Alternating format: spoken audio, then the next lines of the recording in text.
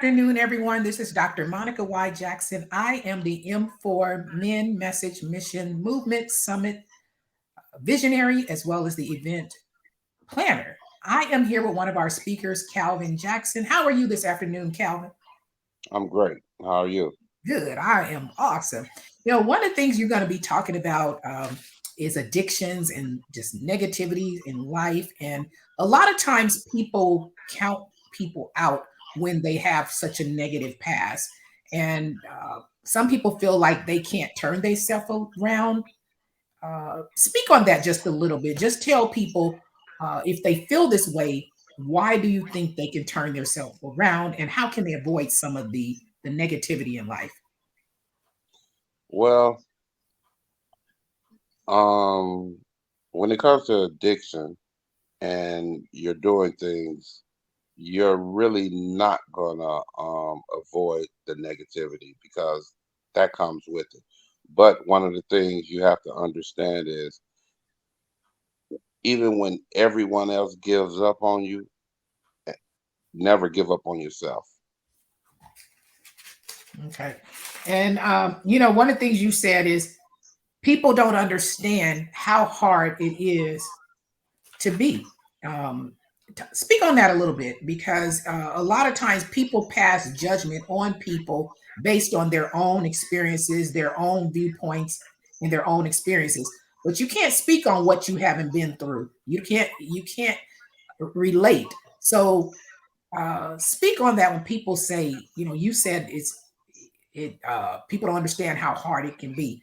How would you tell people to be more compassionate and understanding when people are going through things?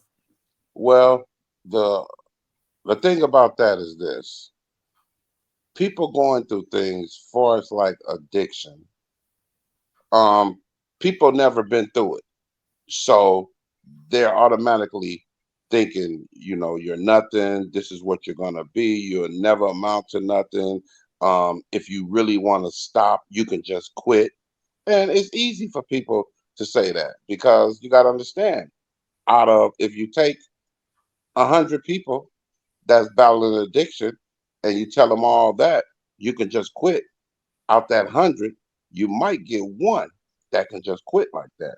And people just don't understand how serious it is. That's why you have so many different people going through what they're going through because a lot of people just don't understand. And because they don't understand, they treat them any kind of way. And a lot of people that's going through it, they're for so long they hear, you're not going to be nothing. You're not nothing.